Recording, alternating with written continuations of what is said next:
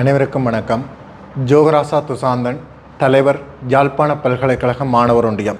அனைத்துலக வலிந்து காணாமல் ஆக்கப்பட்டோர் தினத்தினை முன்னிட்டு எதிர்வருகின்ற 30ஆம் திகதி யாழ்ப்பாணத்தின் தந்தை செல்வா அரங்கிலே வடக்கு கிழக்கு இணைந்த வலிந்து காணாமல் ஆக்கப்பட்டோர் சங்கத்தினரால் தங்களுக்கான நீண்ட காலமாக நீதி கிடைக்காததனால் அதனை வலியுறுத்தி பாரிய ஒரு மாநாடு மேற்கொள்ளப்பட இருக்கின்றது.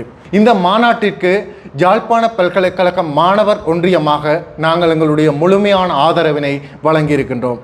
அந்த அடிப்படையிலே ஏனைய சிவில் அமைப்புகளும் சரி, மத தலைவர்களும் சரி, அரசியல் கட்சிகளும் சரி, எந்தவிதமான கட்சி பேதமின்றி இந்த மாநாட்டிலே அனைவரையும் ஒன்றாக இணைந்து கொள்ளுமாறு பல்கலைக்கழக மாணவர் ஒன்றியமாக நாங்கள் இதனை வலியுறுத்தி நிற்கின்றோம்.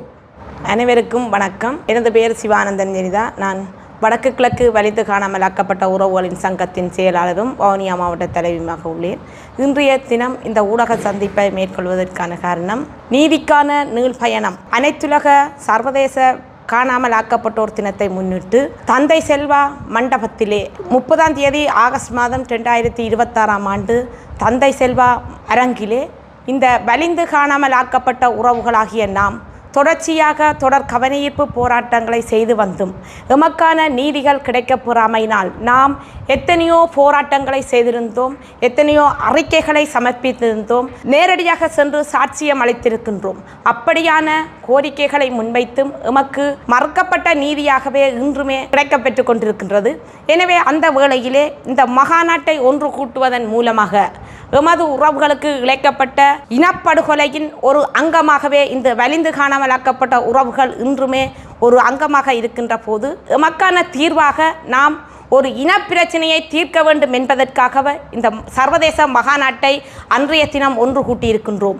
அதற்கு அனைத்து மத குருமார்களும், பல்கலைக்கழக மாணவர்களும், சிவில் சமூக செயற்பாட்டாளர்களும், மனித உரிமை செயற்பாட்டாளர்களும், இளைஞர்கள், யுவதிகள், பொதுமக்கள்கள், தேசியத்தை நேசிக்கின்ற அரசியல்வாதிகள் மற்றும் வர்த்தகர்கள், முச்சக்கர வண்டி உரிமையாளர்கள், பேருந்து உரிமையாளர்கள் மற்றும் கடற்றொழிலாளர்கள் மற்றும் பல கிராம மட்ட அமைப்புகளில் இருக்கின்ற அங்கத்தவர்கள், அநேகமாக இந்த பிரதேசத்தில் வசிக்கின்ற பிரதேச தவிசாளர்கள் அனைவரும் இந்த மகாநாட்டிற்கு உங்களாலான அனைத்து ஒத்துழைப்புகளையும் அதில் பங்கு பற்றி இந்த மகாநாட்டின் ஊடாக இது வெறுமனையே மகாநாடாக இல்லாமல் எமது இனத்துக்கு இழைக்கப்பட்ட அநீதிக்காக நீதி கோருகின்ற மகாநாடாகவும் எமது உறவுகளுக்காக பலிகள் சுமந்த ஒரு பலிகள் சுமந்த தினமாகவும் அன்றைய தினம் இருக்கின்றபடினால் இந்த மகாநாட்டுக்கு அனைத்து உறவுகளும் அதில் பங்கு கொள்ள வேண்டும் என்பதை நான் இந்த வேளையிலே